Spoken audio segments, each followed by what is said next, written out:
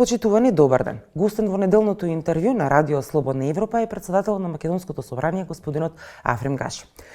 Председателя, веднаш по вашата заклетва во собранието, пратеничката од опозицијата од СДСМ Бисера Костадиновска-Стојчевска поднесе представка за прекршување на Законот за употреба на македонски јазик, затоа што заклетвата првен ја дадовте на албански јазик, а потоа на македонски. Како го коментирате тоа? Па, наместо да се занимаваме со моментот на конституирање на собранието, мислам тоа е најбитниот политички момент во државата, ние се навраќаме на работи кои се од технички аспект. Јас ја прочитав свечената изјава на двата јазици, а ги прочитав како што беше читано од преседавачката, сигурно по ради некои технички причини, мислам не било тоа намерно и да било, тоа е работа на собранието. Без разлика, јас мислам дека не треба да обрнуваме внимание на такви делови, но и демократско право е на секој пратеник и на секој граѓанин, ако мисли дека некое право е прекршено, да реагира, да бара право и тие што го прекршиле законот да одговарат, нема никаков проблем. Јас знам дека, и мислам сите граѓани знаат дека албанскиот јазик е еден од официјалните јазици во државата, над 20% јазици кои го зборат над 20% од граѓаните, така да не мислам дека, но ако некој бара правдина, супер, јас сум за тоа. Вие дали сметате дека сте го прекршиле законот? Не. Кога ќе ја закажете првата пленарна седница? Пленарните седници ќе се закажуваат во координација со сите политички партии. Ние имавме веќе вчера една неформална средба со представници на политички партии. Чекаме да се формализираат пратеничките групи и координаторите. И веднаш штом ќе имаме согласност од повеќето политички партии, ќе пристапиме кон свикување на нова седница. Што очекувате да биде прво на дневен ред? Како коалиција која е веќе на повидок меѓу ВМРО ДПМН, знам и ВЛЕН, е договорено да новата влада почне со нова организација на државната организација на министрите и ресорите.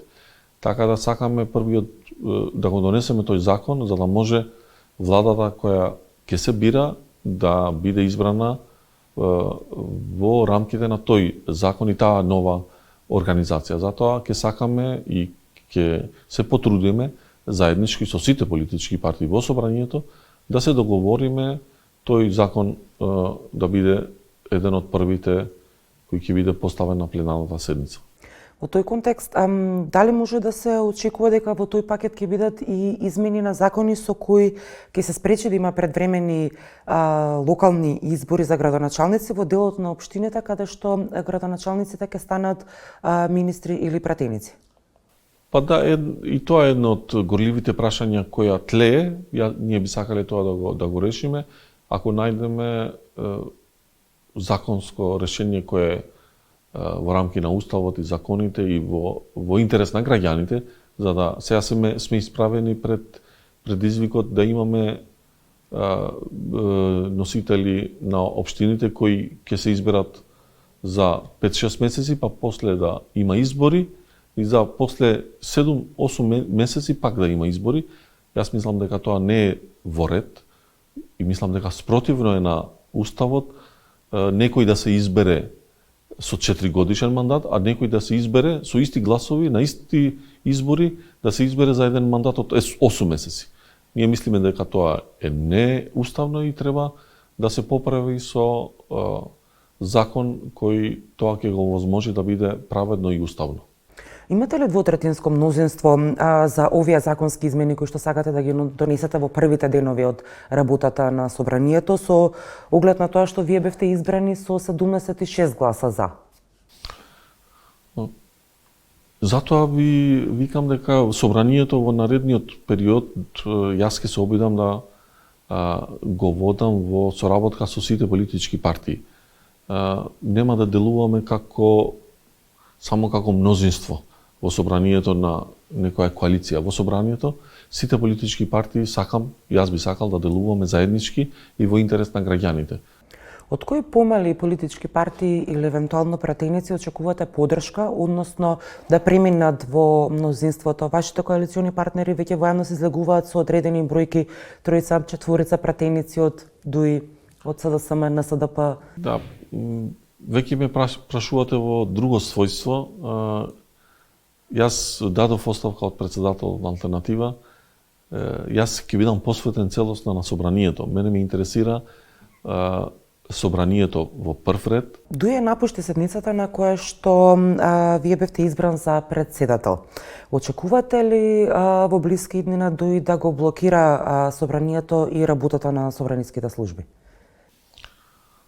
Па, мислам дека ДУИ е една од политичките партии која најдолго е безпрекино станала на власт, 22 години, и мислам дека имаат искуство и знаат дека не треба да се блокираат институциите, но сепак тоа е политичка одлука, како што ќе решат они да постапуваат, и тоа е демократско право. И јас и сите мислам дека треба да ги почитуваме одлуките на политичките партии, дали се во ред или не, праведни или неправедни, тоа ќе кажат граѓаните на наредните избори. Господине Гаши, како вие ја толкувате лично изјавата на лидерот на ДУИ Али Ахмети за битка за зачувување на Охридскиот договор, за што впрочем ги повика и граѓаните? Навистина не сум ја слушнал оваа изјава, за прв пат од вас ја слушам. Не гледам нешто лошо во тоа, да се повикува на духот на рамковиот договор. Мислам дека сите се залагаме за тоа, затоа што тој рамковен договор е интегриран во Уставот и ние треба да го почитуваме Уставот. Така да нема ништо лошо во тоа. Ако ве разбрав добро. Како што вели Ахмети на пресконференцијата што ја држаше, ги повикува граѓаните на битка за зачувување, алудирајќи на тоа дека сте вие нелегитимен во однос на тоа што вашата коалиција имала помалку пратеници од нивната коалиција и влегува во коалиција со ВМРО ДПМН. Па тоа значи воопшто човек кој го знае рамковниот договор и уставот на Република Северна Македонија, јасно му е дека тоа воопшто не е дел од рамковниот договор. Може би он заборавил, тој бил мајскиот договор кој го потпишал со Никола Груевски и кој самиот го прекрши, но таквиот договор никогаш не беше дел од уставот и не стана и не може да има таков договор во уставот, затоа што се коси со секое демократско право. Владите се прават со 61 пратеник, со мнозинство, а од друга страна албанската коалиција Влен доби 107.000 гласови, со што потполно го носи легитимитетот на албанците во ова собрание. Како ќе го исполните вашето ветување во програмата дека до крајот на 2024 година ќе се вметнат во бугарите во преамбулата во Уставот? Не знам точно дали сме ставили некој датум, но сепак тоа е работа која зависи од 80 пратеници. Треба да се најдат 80 пратеници. Што се однесува до коалицијата Влен, а мислам дека и сите албански пратеници ќе гласаат за уставните измени кога и тие да дојдат на дневен ред. Така да ние ќе се залагаме за тој принцип, ќе се залагаме за што побрзо интегрирање на нашата земја во Европската унија, но тоа знаеме дека е комплексно прашање и ќе работиме сите заедно тоа да се случи што е можно побрзо.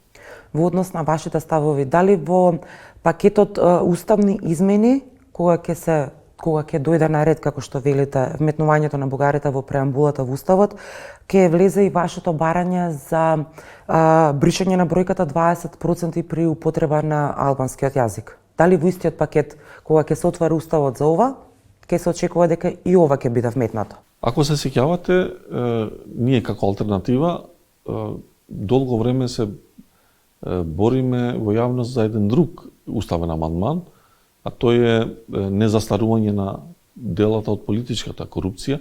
Ние ќе се залагаме и за тоа ако се отвори уставот, нормално и за тоа што го поставивте вие за преформулирање на формулацијата што е навредлива за албанскиот јазик, така да ќе разговараме отворено со сите политички партии и очекуваме да имаме разбирање дека ние како албанци сакаме нашиот јазик во уставот да се вика таков како што се вика, а не со друга формулација да биде сменето, но ајде да видиме, да почне процедурата, да ја отвориме дебатата. Имате некаков прелиминарен договор со вашиот еден коалиционен владеачки партнер во однос на прашањето за употребата на албанскиот јазик и процентуалноста застапена во уставот? Све што имаме договорено јавно и транспарентно сме го кажали. Дали ќе ја напуштите владеачката коалиција ако до нова година, како што претходно сте најавувале во вашата програма, не се донесат уставните измени и се блокира евроинтеграцијскиот пат? Па ние се опитуваме да градиме институции и да направиме влада, не да размислуваме за напуштање. Останува наш прв приоритет како држава и како представници на политичките партии на албанците да се залагаме за што побрза интеграција на земјата во ЕУ. Знаеме дека тоа сега за сега е условено со уставни измени, но и тоа е дел од диалогот. Го знаете политичкиот контекст во соседството и во меѓународната сфера. Има избори во Европскиот парламент во јуни, имаме избори во Соединетите Американски држави. Очекуваме што побрзо да има разбирање целосно кај сите актери, затоа што не е овој, како да кажам, билатерален спор меѓу Македонија, Северна Македонија и Република Бугарија. Тука се вметнати повеќе фактори и треба сите да бидеме на масата за да овој проблем го тргнеме од таа политичка маса. Кога сме веќе меѓународниот контекст, Соединетите Американски држави и Европската унија повикаа на почитување на меѓународните договори по заклетвата на председателката Гордана Силјановска-Давкова, која не го употреби, односно не го користи уставното име Северна Македонија, а такви најави има и од идниот премиер. Каков е вашиот став по ова прашање? Нашиот став е дека треба да се користи уставното име на Република Северна Македонија и тоа име ќе го користиме. Дали веќе се нарушени односите со Грција и Бугарија, со нашите соседи? Не верувам дека се нарушени, но треба да разговараме. Ја мислам дека и за тоа, и заради тоа, ни треба што повргу влада да воспоставиме комуникација со тие држави официјална на новата гарнитура политичка и со нив, како што ни треба внатрешен диалог за решавање на проблемите, ни треба интензивен диалог со соседните држави.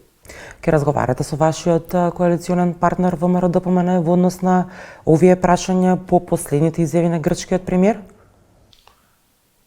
Ние сме сега во процес на, како да кажам, воспоставување, установање на новата влада. Тој процес треба да заврши и после тоа тој диалог ќе се врши институционално, секоја вршител на функцијата ќе носи својата одговорност. Премиерот, министерот за надворешни работи, председател на државата, тука е ако председател на собранието, ако има свој удел во тој, ако може да помогне, секако јас сум на располагање и би сакал да допринесам да решиме што поголем број на проблеми, а не да свараме проблеми. Ви благодарам за разговорот. Ми беше чест. Вам, почитувани, ви благодарам што го следевте неделното интервју на Радио Слободна Европа. До гледање.